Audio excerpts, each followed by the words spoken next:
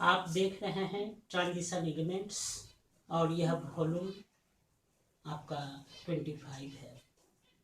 तो आज हम यहाँ पर देखेंगे क्लॉज। यह क्लॉज का सेकेंड पार्ट है। फर्स्ट पार्ट क्लॉज का 24th वॉल्यूम है। यहाँ पर हम देख रहे हैं कंपाउंड सेंटेंस को। पिछले वॉल्यूम में 24th वॉल्यूम में हमने देखा कि सेंटेंस कंजंक्शन के द्वारा जुड़ सकते हैं। अगर दो सिंपल सेंटेंस हो और उसको एक कंजंक्शन से जोड़ा जाए या एक से अधिक कंजंक्शन से जोड़ा जाए तो वह कंपाउंड या कॉम्प्लेक्स सेंटेंस बन सकता है। इस शीर्षक में आज हम इस कंपाउंड सेंटेंस को समझेंगे। तो कंपाउंड सेंटेंस को कोऑर्डिनेट कंजंक्शन की मदद से बनाते हैं। अर्थात कंपाउंड सेंटेंस अगर है तो उन कंपाउंड सेंटेंस को बनाने के लिए कोऑर्डिनेट कंजंक्शन का इस्तेमाल करेंगे या प्रयोग करेंगे। और इसके जितने सेंटेंस हैं जो कंजंक्शन से जुड़े होंगे, जितने होंगे वे सभी के सभी प्रिंसिपल क्लॉज ही होंगे। कंपाउंड सेंटेंस में सबऑर्डिनेट क्लॉज नहीं हुआ करता है। इनमें 4 प्रकार के ग्रुप होते हैं। मतलब कंपाउंड सेंटेंस को बनाने के लिए 4 प्रकार के हैंडल्स यूज होते हैं। ये क्या चीज है? जैसे मान लीजिए कि आपके पास में एक ऐसा सेंटेंस है जो दो सेंटेंस एक ही विषय को एफर्म करता है या स्वीकृति देती है, तो उसको एंड ग्रुप के कंजंक्शन से बनाएंगे। अगर आपके पास 2 या 2 से अधिक एक ऐसा सेंटेंस है जो एक वाक्य दूसरे वाक्य के विरोध में बोला गया है, तो उसे बट ग्रुप से बनाएंगे। अगर 2 वाक्य है और दोनों वाक्य में एक या दूसरा काम के विषय में बताया जाता है तो उसे और ग्रुप से करेंगे। और 100 ग्रुप के वाक्य में एक का वाक्य कारण बतलाता है और दूसरा वाक्य इसके परिणाम को दिखलाता है। तो इस प्रकार से 4 ग्रुप को है। इसे एंड ग्रुप बोलेंगे, इसे बट ग्रुप बोलेंगे, इसे और ग्रुप बोलेंगे, इसे 100 ग्रुप बोलेंगे। इनका अलग नाम भी है, किंतु यह एंड ग्रुप, बट ग्रुप, और ग्रुप, 100 ग्रुप आसान सा है, इसलिए मैं इस आसान से नाम को लेकर इनका ग्रुपिंग किया हूं। आइए, तो एंड ग्रुप के कंजंक्शन है and, not only but also, both, और यहाँ पर में देखिए डॉट डॉट है, या फिर नॉट ओनली एक भाग में लगेगा और बट आल्सो दूसरे भाग में लगेगा। ये बोथ डॉट डॉट्स है, इसके मतलब है बोथ एंड, ये कोरिलेटिव है, मतलब इसका 2 भाग है। बोथ और एंड, बोथ एक भाग में, दूसरे भाग में एंड लगेगा।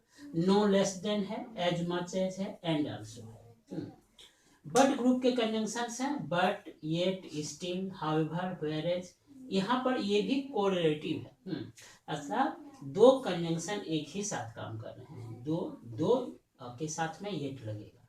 येट हमेशा 2 के साथ ही लगेगा, हाउएवर के साथ नहीं लगता। अच्छा, बहुत सारे बुक्स में इस प्रकार के कंफ्यूजन्स क्रिएट किए हैं, किंतु 2 के साथ हमेशा येट ही आती है। और ग्रुप में और कंजंक्शन है, अदरवाइज कंजंक्शन है, और एल्स कंजंक्शन है। इसमें आपको ये जो आइदर और है और नाइदर नॉर है, ये कोरिलेटिव है, मतलब 2 कंजंक्शन एक साथ काम करते हैं।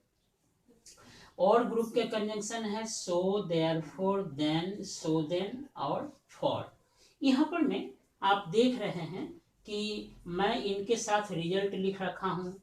रिजल्ट के लिए 3 रखा हूँ, उसके बाद में फॉर को के बगल में कॉज रखा हूँ। इसका कहने का मतलब है कि 100 के बाद वाला जो वाक्य होगा वह जो रिजल्ट आया है उसको लिखना चाहिए उसके बाद। देयरफॉर के बाद में जो रिजल्ट आया है उसको लिखना चाहिए। देन के बाद में जो वाक्य है वह रिजल्ट बताएगा। सो देन के बाद का जो वाक्य है वह रिजल्ट बताएगा, किंतु फॉर के बाद का जो वाक्य है वह कारण को बतलाएगा। तो इन 4 प्रकार के ग्रुप्स में हम एक एक वाक्य को लेकर चलते हैं। ये जितने भी कंजंक्शंस हैं आपको 11वीं 12वीं कक्षा तक के लिए बहुत सफिशिएंट है। इनसे ज़्यादा कंजंक्शंस आपको देखने को नहीं मिलेंगे। यह ठीक है। तो मैं एक एक वाक्य लेकर चलता हूं और इसे देखिए किस प्रकार से करें। जैसे एंड ग्रुप का एक सेंटेंस है। तो लिखा Sohan is my friend, Sohan is my friend and he is a doctor. अब यहाँ पर देखिए ये जो एंड जो सेंटेंस है, ये एंड के बाद का जो वाक्य है और ये सोहन इज माई फ्रेंड, दो जो वाक्य है ये दोनों वाक्य पीसी है। दोनों वाक्य प्रिंसिपल क्लॉज ही कहलाए, इसमें एससी का कोई झमेला नहीं है एंड के। किंतु दोनों वाक्य ऐसे हैं जो कंट्रास्ट नहीं बतलाते हैं। एक ही बात दो प्रकार के, एक ही चीज एक ही प्रकार के विचार है, विचारों में मतभेद नहीं। अब यहाँ मैं बट ग्रुप के लिए एक सेंटेंस लेता हूँ। अच्छा, तो यहाँ पर मैं मान के चलिए कि इसे मैं मिटाया, बट ग्रुप के लिए एक सेंटेंस रखता हूँ। जैसे कि फिर यहाँ से मैं सोहन लिया, लिखा सोहन इज वेरी फैट, लिखा सोहन इज वेरी फैट। अब लिखा बट ही रन्स फास्ट।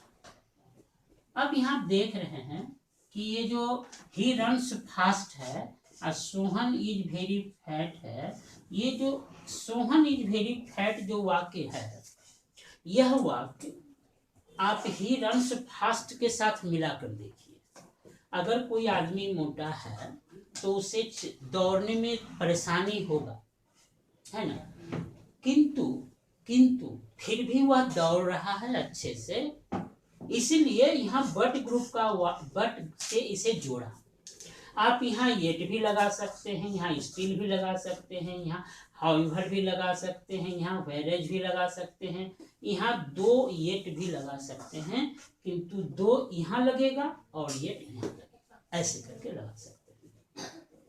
एक और ग्रुप का वाक्य मैं लेता हूँ, एक और ग्रुप का वाक्य लेकर करके देखिए कैसे बनेगा। जैसे आपको सीता लाइक्स मैंगो और मान के चलिए लीची।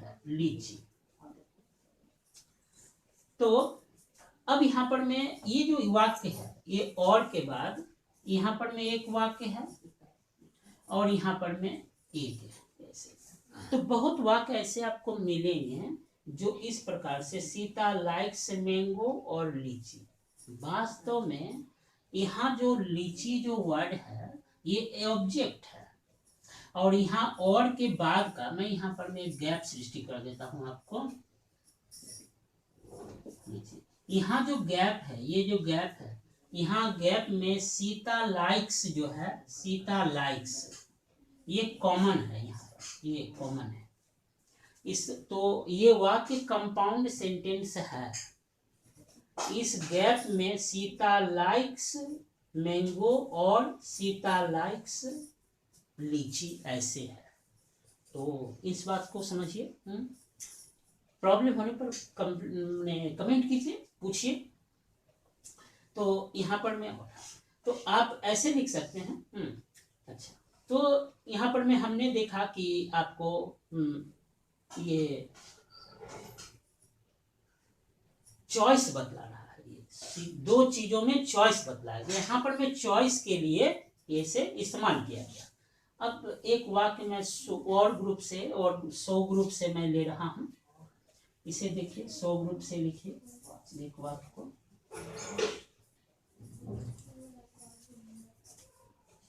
मोहन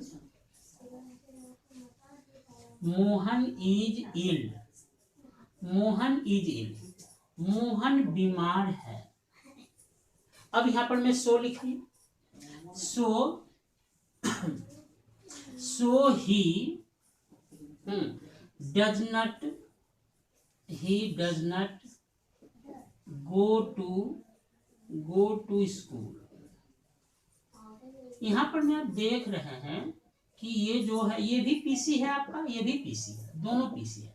बहुत बच्चों को संदेह है इस विषय में कि अगर एससी के जो कॉम्प्लेक्स सेंटेंस के जो वाक्य हैं उसमें तो मानकर चलिए एक एससी और पीसी है, किंतु कंपाउंड सेंटेंस में क्या है?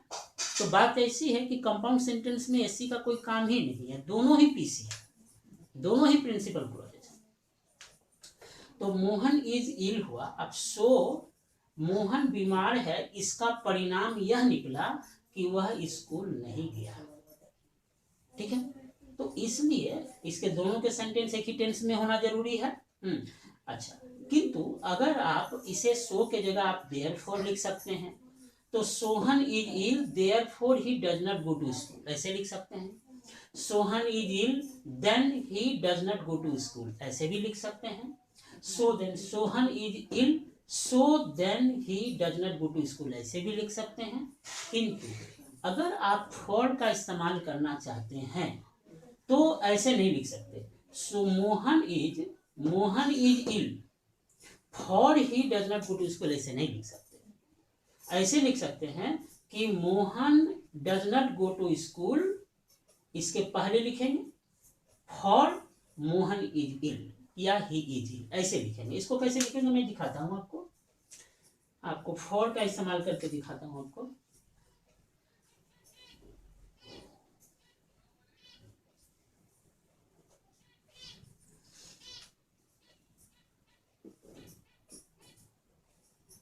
Mohan does not go to school for he is इल।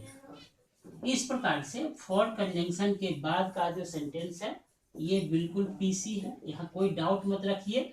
और यहाँ पर मैं फॉर के बाद का जो सेंटेंस है यह भी पीसी है, यहाँ पर कोई डाउट रखने की जगह नहीं है। फॉर के बाद आपने देखा कि फॉर के बाद में जो वाक्य है वह एक कारण बतलाता है।